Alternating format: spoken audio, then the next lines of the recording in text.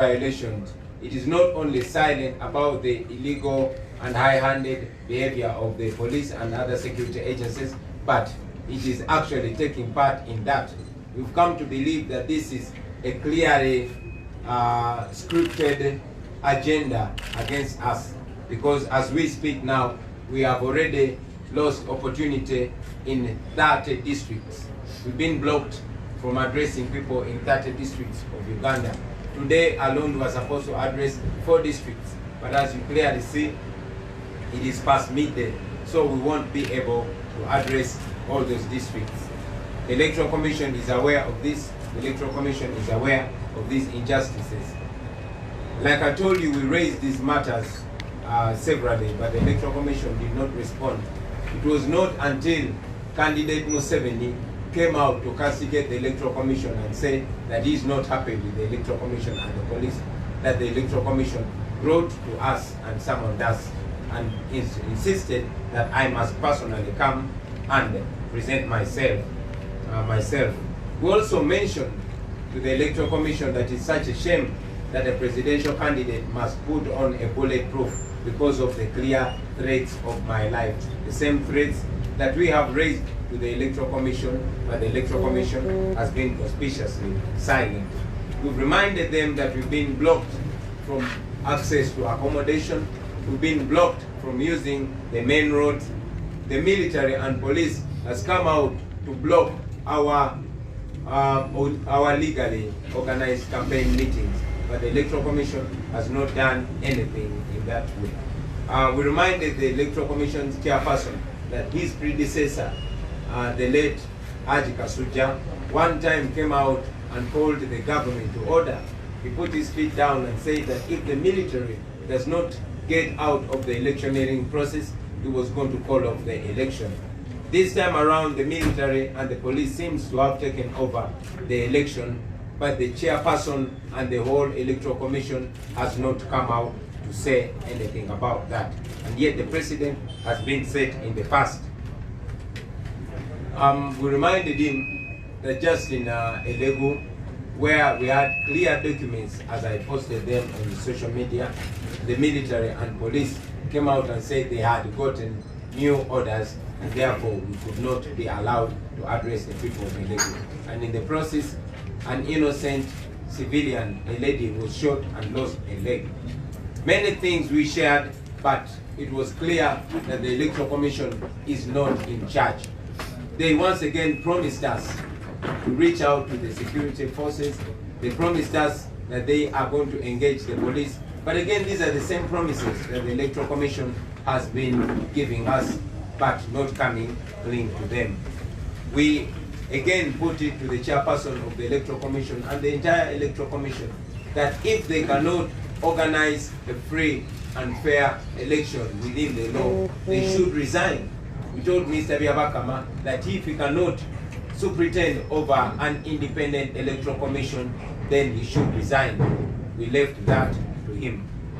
And of course, the Electoral Commission was trying to blame us for the violence and the uncertainty and the disorder that might come out of a bad election. We reminded them that it is the police and the military that have been the ones meting out of violence to the people. And we also reminded them that the injustice that is overlooked by the Electoral Commission will be the main cause of uncertainty and will be the main cause of chaos as it has been in the past. We thank you, ladies and gentlemen.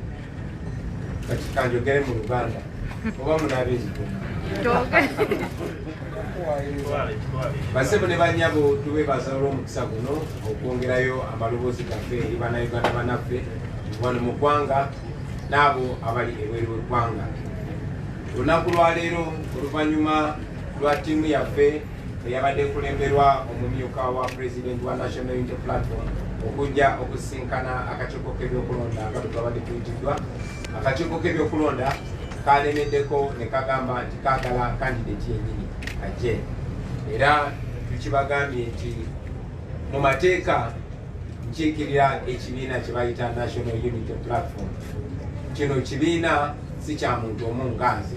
nange kukiikirira bukiikirizi nga pulezidenti waakyo. N'olw'ensonga eyo kyabadde mu mateeka era kiri mu mateeka okukiikirirwa delegation eyabadde eze okutukiikirira, era kyongera okwoleka akakiiko k'ebyokulonda bwe katassaamu kitiibwa bitongole, kubanga mateeka ekitongole kisobola okukiikirira omuntu. Naye era engeri gye balemeddeko ate nga ffe tukondera amateeka, twasazeewo ne tusazaamu kampeyini n'envuga ne tuvuga emmotoka essaawa ezasusse mu 10 okusobola okutuuka wano. Kakati nno ekyo mu mbeera eyo kyajuza disitulikiti 30 zetwakalemesebwa okutuukamu, nga tulemesebwa poliisi, mpozi ate eggulo nga tulemesebwa akakiiko k'ebyokulonda akatuwaliriza okusazaamu kampeyini yaffe mu bitundu ebyo okusobola okujja. Tukibagambye nti tutuuse ku nzikiriza akakiiko k'ebyokulonda tekasirise busirisi ku bikolobero ebitukolebwako poliisi n'ebitongole ebikuumaddembe ebirala, wabula akakiiko k'ebyokulonda kati kirabika lunye nti nako kenyigidde mu puroguramu eno, erabika nga yategekebwa okutulemesa okukampeininga, okutulemesa okutuuka mu bitundu by'enjawulo eby'eggwanga. Ekyo tukirowooza kubanga Mwami Museveni candidate naye abadde atambula nga asinkana abantu nga bwe tugenda okubalaga mu bifaananyi bino, naye ye tebamuyise, akakiiko k'ebyokulonda tekamuyise. Akakiiko k'ebyokulonda tuzze nga tuleeta okwemulugunya mu buntu ne mu buwandiike, okwemulugunya okutulemesa okutuuka gye tulina okugenda, okutulemesa okukola amakubo, okuyita amakubo ag'olukale, okutulemesa okwogera n'abantu ababa bategekeddwa okwogera naffe, okutuwuliriza, era nga n'akakiiko k'ebyokulonda kamanyi nga twemulugunya olw'ettemu eribadde likolebwa. Nze okutuuka okutambula nga nyambadde bulletproof kya buswavu eri akakiiko k'ebyokulonda, kya buswavu n'eri ebitongole ebikuumaddembe, kubanga mwe n'Abannayuganda mukirabye nga banneegezezaamu okunzita emirundi egisukkamu 2.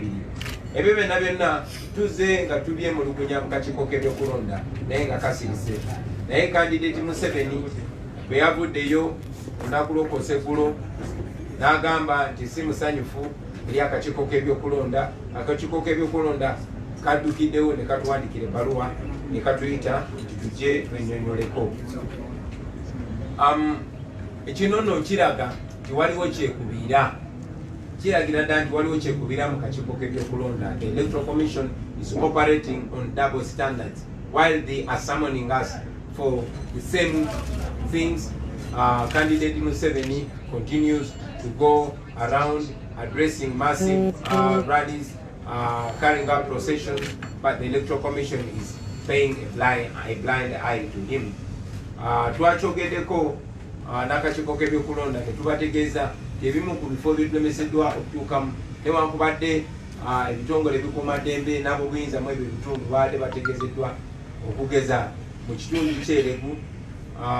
Amagye ne poliisi baavuddeyo ne bagamba nti weewaawo tulina ebiwandiiko byonna ebitwetaagisa ebitukkiriza okwogera n'abantu abo, naye order yabadde ekyuse era ne batugaana okutuukayo. Mu kanyolaganaako omukyalo omu atalina musango bamukubye essasi era twategeezeddwa nti bamusazeeko okugulu. Akakiiko k'ebyokulonda kabadde kakiteekako nti ffe tuviirako poliisi okozesa eryanyi n'okutta abantu, era ffe tuviirako embeera okutabanguka. Naye tukategeezezza nti poliisi n'amagye bwe batabangula eddembe, bwe bakuba abantu, bwe batta abantu, bwe bakuba bannamawulire nga bwe muzze mulaba, n'olw'ensonga eyo si ffe. Era ne tukategeeza nti obutali bwenkanya obw'akakiiko k'ebyokulonda ate nga kakulemberwa mulamuzi bwe buyinza okuvaako obutali butebenkevu mu ggwanga nga bwe tuzze tukiraba mu byafaayo bya Uganda.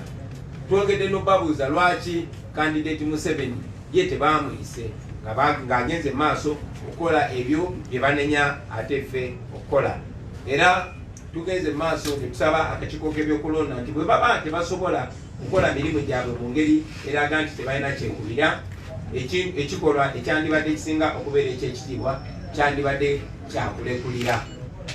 Kati munzikirize balage ku evidence ezimu ze tulaze akakiiko k'ebyokulonda ne mwami by'Abakama.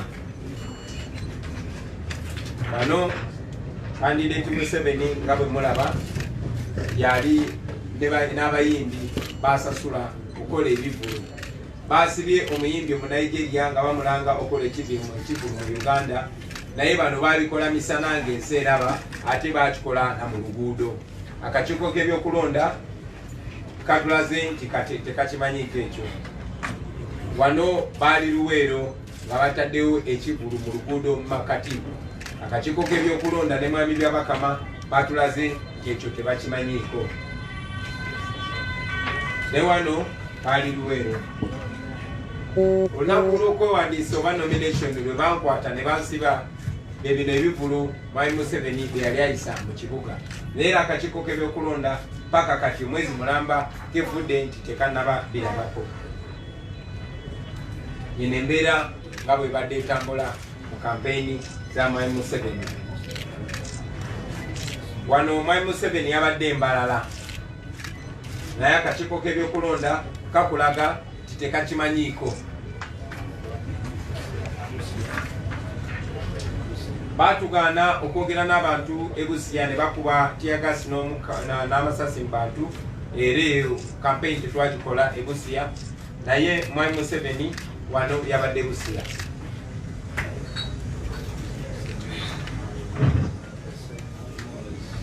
Eno y'embeera ya kampeyini za mwami Museveni ebusiya. Wano mwami Museveni yabadde ayisa kivulu embalala mu kibuga. Ekibuga kyebatugaana omulundi ogutali gumu okuyingiramu. Wano mwami Museveni ng'avudde ne mu mmotoka abuze ku bantu abaali bakuŋŋaanye embalala. Guno gwe mugundu oba procession mwami Museveni abantu basasula n'akwasa ne t-shirt n'abateekateeka. Era ebifaananyi bikulaga nti bano abantu babadde organized, baadde bateekeddwa okukola ekyo. Wano mwami Museveni ng'ali mbalala. Eno mmotoka ye gyabaddemu nga bali mbalala. Bino byonna akakiiko k'ebyokulonda kakulaga nti tekaabiranye. Akakiiko k'ebyokulonda lwongedde ne tukakolokota olw'okubeera ne kyekubiira. We castigated them for having double standards and for pretending not to see what is going on in Museveni's campaign trail. And again, we called them out on the selective application of the SOPs and also of evidently conniving with the police to frustrate our campaign. Uganda. Ekyo nkyogere mu Uganda. Akakiiko k'ebyokulonda twongedde ne tukakolokota olw'okubeera ne kyekubiira n'okulabika nga kikati kirabika lunywe nti kakwatagana obuulyawo n'ebitongole ebikuumaddembe okutulemesa okutuuka gye tulina okutuuka n'okwogera ne bannayuganda. Mwami Museveni mwamulabye e Rukunjiri olunaku lwajjo, mwamulabye e Kabale olunaku lwajjo. Akakiiko k'ebyokulonda ne mwami byabakama bali mu kutuwandiikira okututeekako omusango ogw'okuŋŋaanya abantu. Mwami Museveni ku ssaawa ezo zennyini yabadde ali mu kusinkana abantu, naye akakiiko k'ebyokulonda tekannaba kumuyita, tekannamuwandiikira bbaluwa kumugamba oba kumutegeeza nti kontana n'ebiragiro bye baakawa. N'olw'ensonga eyo basebo ne banyabu tuddamu obategeeza nti mwami byabakama n'akakiiko k'ebyokulonda tubategeezezza nti bwe baba tebasobola kuteekateeka kalulu kano mu mazima n'obwenkanya okukateekateeka mu mateeka, ekikolwa ekyandibadde kusinga okubeera eky'ekitiibwa kwe kuleekulira.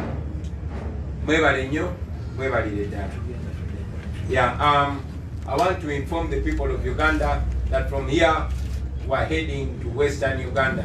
Today we were supposed to cover 4 districts. We were supposed to cover Chiruhura, Ibanda and 2 other districts. But as it's clear that we were delayed by the Electoral Commission, we might probably cover only 1 or 2 districts according to the speed that we shall use.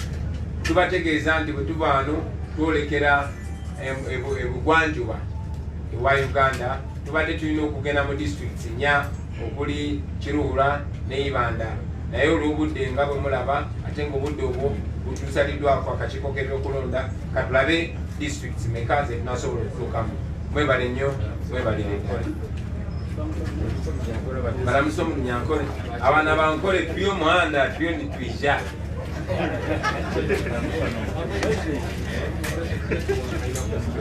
President, what you might come for you. Yeah, we'll just do it. Yes, my name is Charles. I've seen a letter from UCC to the Google about, and they are listing a number of social media platforms which are affiliated to you as Robert Kyagulanyi Center. Have you seen that letter? What next? Well, that goes further to expose the level of dictatorship, the level of repression in Uganda today. You saw how journalists were clobbered for covering the irregularities, the injustices, the criminality that was being unleashed by the police and the military. And yes, you journalists know that your accreditation has been revoked because the regime is panicked, the regime is scared. It's scared because we are living in a generation where news goes far and wide.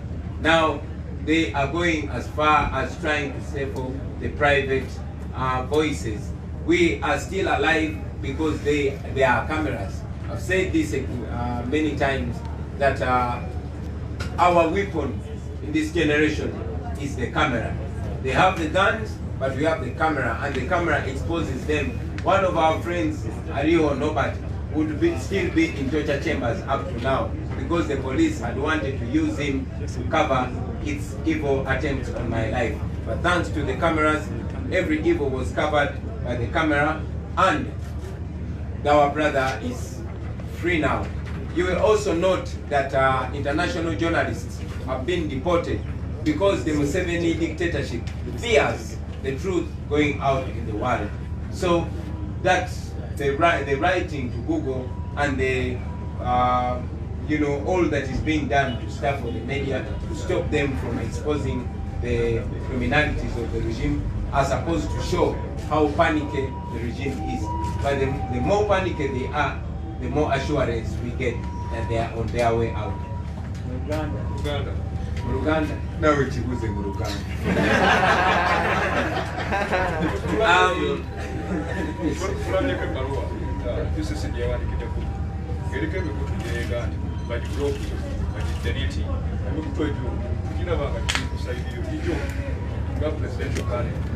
Okusookera ddala ekya UCC, Uganda Communications Commission, nanjagala okuyita Uganda Miss Communications Commission, ekyokuwandikira Google ng'eyagala bajjeko emikutu gy'Abannayuganda ababeerawo ne baanika buli kigenda mu maaso. Ekyo njagala kyongera otulaga Bannayuganda level gavumenti ya Nakyemalira Museveni weetuuse okutya amazima. Nze nga nkibagamba nti ffe tetulina muntu, tetulina byakulwanyisa, naye ekyokulwanyisa kyetusinga okuba nakyo ye kamera. Ekyokulwanyisa kyetusinga okuba nakyo ge mazima agatali masengejje.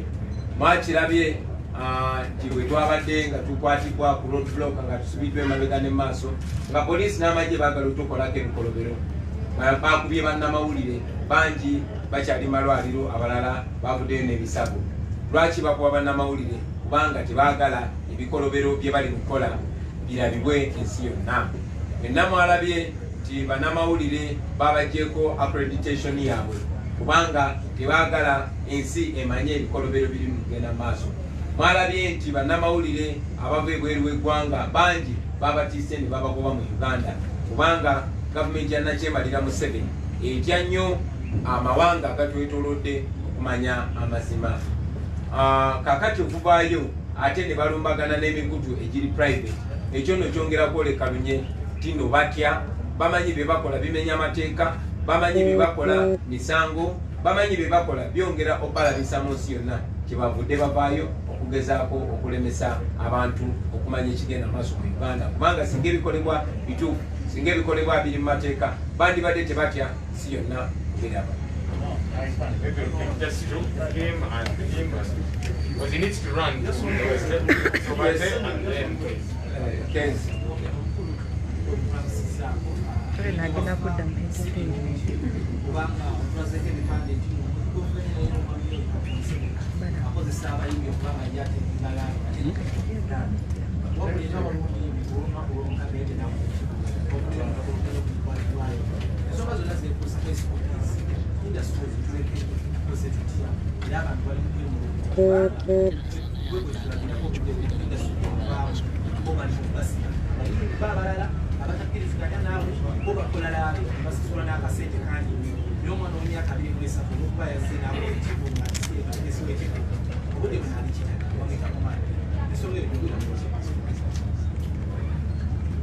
Webale nnyo newankubadde case ofubye nnyo okunsika muba president okunziza mu buyimbi naye nja kuba musanyufu okukiddamu ekyo ekibuuzo nga presidential candidate ate era ng'omuyimbi bannayuganda bayimbi bannange bannayuganda nakibagambako ate nga sinze nasooka okyogera wabula nga makasikave yakyogera emyaka 10 egiyise. One civilization is not complete without its art, the highest form of expression of human intelligence. Tuzenga tubagamba nti abayimbi amaloboozi gammwe manene nnyo, amaloboozi gammwe gasobola okubakuma mu busibe oba gasobola okubataasa ate ne gataasa ensi yonna. Bayimbi bangi babadde basasulwa okukozesa amaloboozi gaabwe okwogera ebikyamu, okuwagira ebikyamu. Banatu bangi nnyo ne basasulwa n'okuvumaganya ekifaananyi kyabwe. Bangi abayimbi balaba nga bo benyuma nga bo ne bagamba afa abadongo tetusobola, abalala ne basasulwa n'okusasulwa okulinyirira erinnya y'abayimbi. Abayimbi njagala beerabenga bannayuganda bonna, beerabenga abavuzi ba booda, beerabenga abalinyi, beerabenga abasomesa, kuba mwene embeera ffenna tuli bannayuganda era bwe tuba mu ggwanga erikulemberwa obulungi ffenna tuliyagalibwamu, wabula bwe tubeera mu ggwanga erikulemberwa obubi ffenna tubonaabona mu ggwanga eryo. Kyogeddeko era nzikirizaganya naawe nti abayimbi bangi nnyo bakozesebwa kasita baba nga bayimba kuwaana nakyemalira Museveni, bo bakkirizibwa balaze ebifaananyi nga bateeka ebivulu mu makubo n'emmotoka ne bazisiba naye nga tewali abanyegako. Nze bwe nalemesebwa okukola omulimu gwange ogw'obuyimbi, bayimbi bannange bangi nnyo balowooza nti kiri ku nze nzekka, kumbe ekinyigiriza omu kinyigiriza n'abalala. Mu mbeera eno eyamusibira mu ggwa, ekirya atabaala kyekirya n'asigadde waka. Kakati abayimbi bangi tebasobola kukola, naye ate gavumenti y'emu yeyawadde working permit ku muyimbi munnaffe oyo eyavudde Nigeria. Gavumenti y'emu ng'eyita mu poliisi yayo be bamuwadde obukuumi, era singa abayimbi tebavuddeyo kwemulugunya nkakasa tewali kyandibaddewo. Naye kubanga Mwami Museveni abadde akozesanga nnyo abayimbi era nti yalabye nti abayimbi tulina eddoboozi ddene, kwe kwagala ate nkubika ku buswavu okukwata mwana mulenzi oyo Omah Lay mu Nigeria kwabadde kubika ku buswavu. Kyamukisa mulungi nnyo nti Katonda bw'alaba omuntu akola ekikolobero ne bw'alowooza nti ali mu kwerongoosa ate abayongera kwesiga bisooto. Bayagadde okwetereeza nga bakwata Omah Lay ate ne bongera kwerabisa. Tumanyi n'okumanya kezo awards zaaleetebwa mu Uganda kugezaako kulaga nti Uganda etebenkedde, naye ezo MTV awards zaaleetebwa mu Uganda wakati mu kunyigiriza art, zaaleetebwa mu Uganda kugezaako okulaga nti Uganda eri ntende naye ate nga Uganda eri mu kunyigiriza. I will say that in English.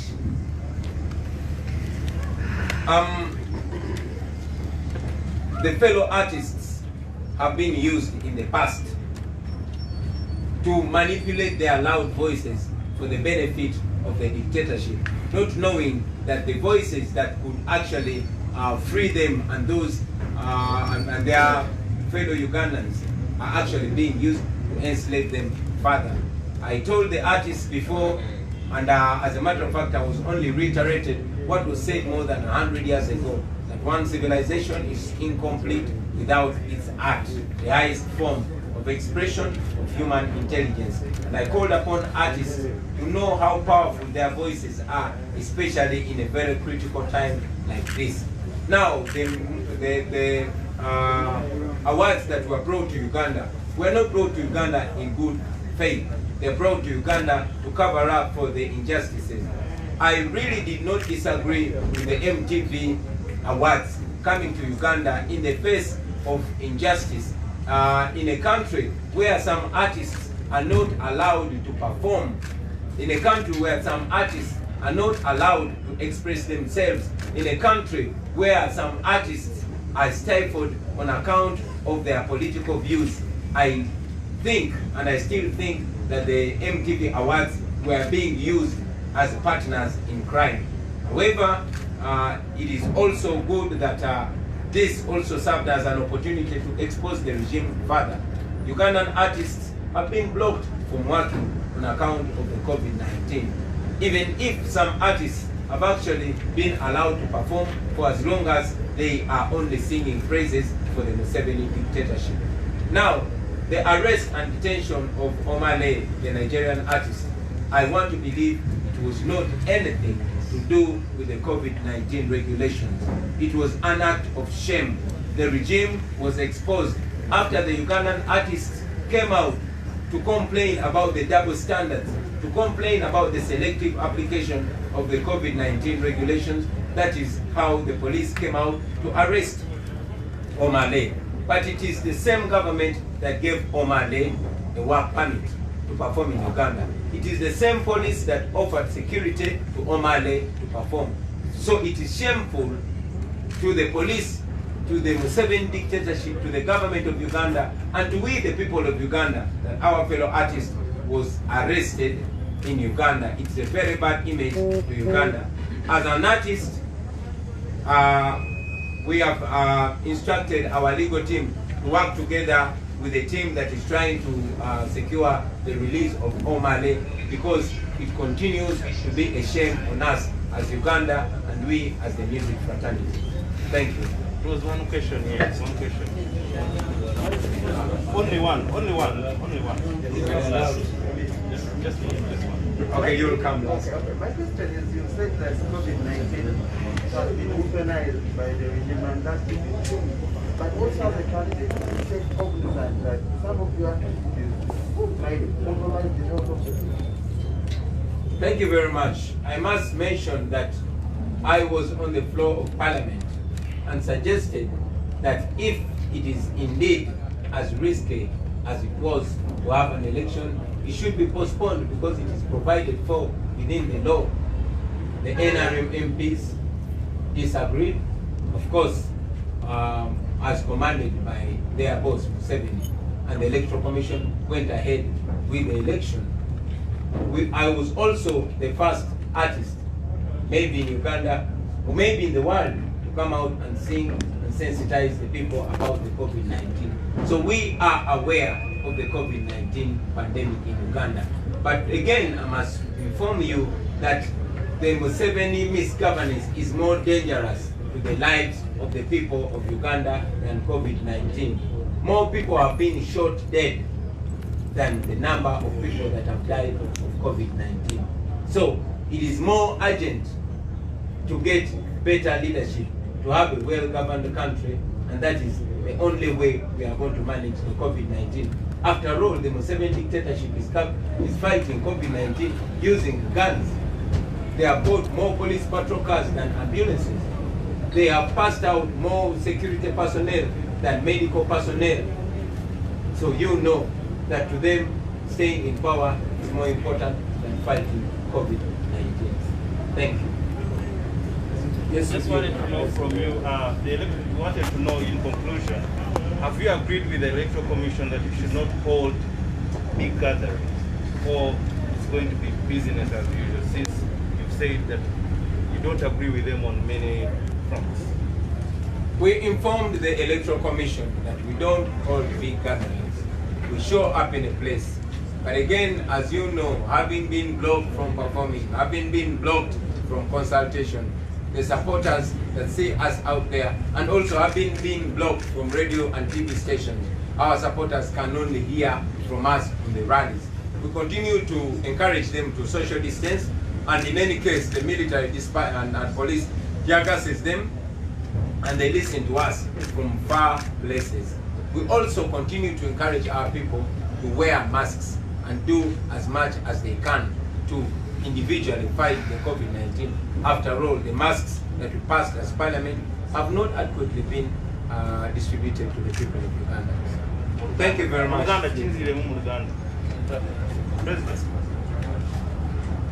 Yes, maybe to also clarify, I saw an edited video making rounds on social media when I was talking to the people. Wherever I go, I first of all tell people, I know that the majority of Ugandans don't have masks, and even the majority of those that have masks have actually made them themselves. So the first words that I say on every campaign, I pull out a mask, I wear it, and I ask everybody that has a mask to put it on. And I go ahead to say, if you don't have it, it's all right, for as long as the person that is next to you has it and is wearing it. And for those that don't have masks, I always encourage them to social distance. So it is not true that I condone the non-wearing of masks. Thank you very much. Uganda.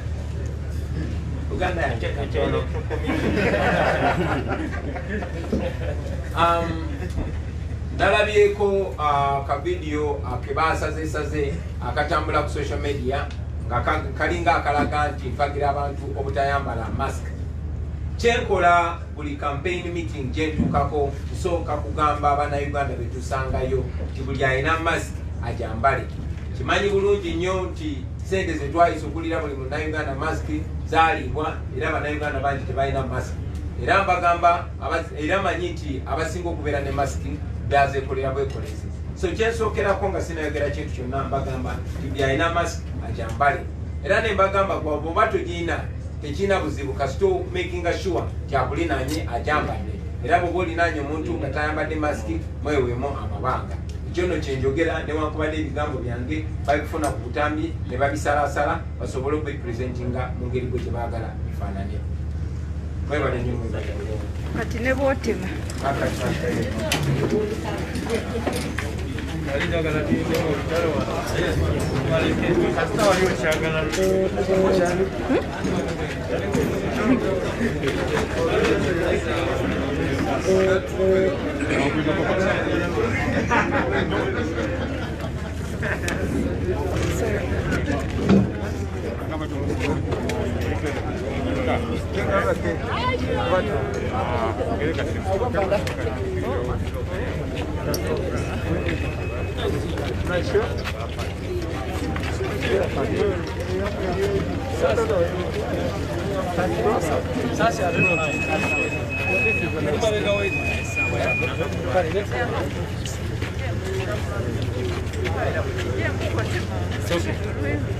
soke nja kijjamu dda era nga kati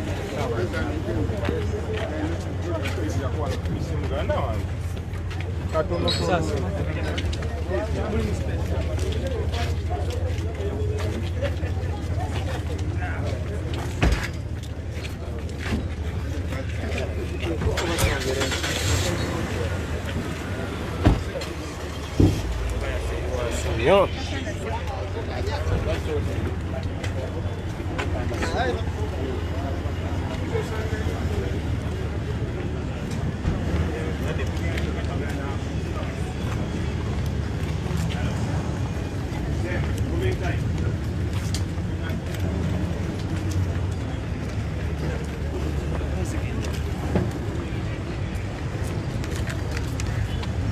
Nkwatireko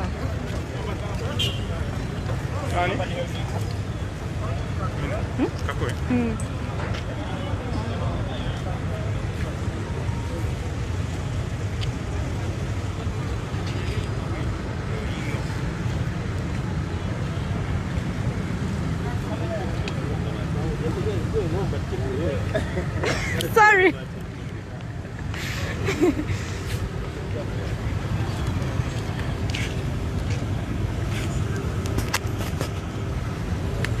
Passport, yeah?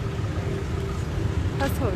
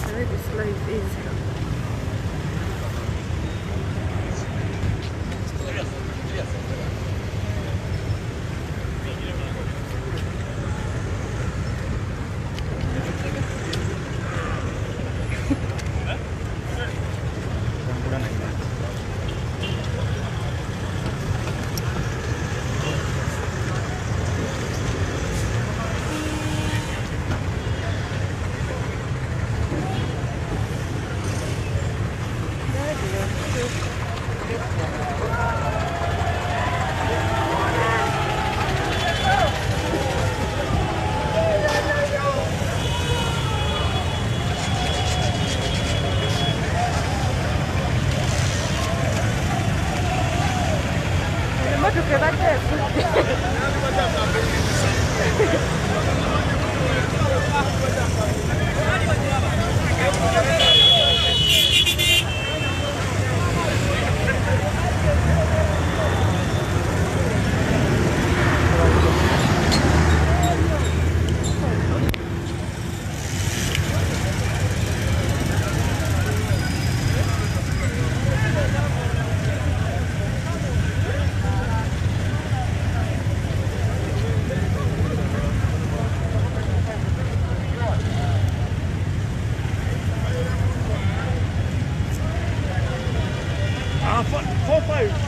Remote one is aware. Remote one is aware.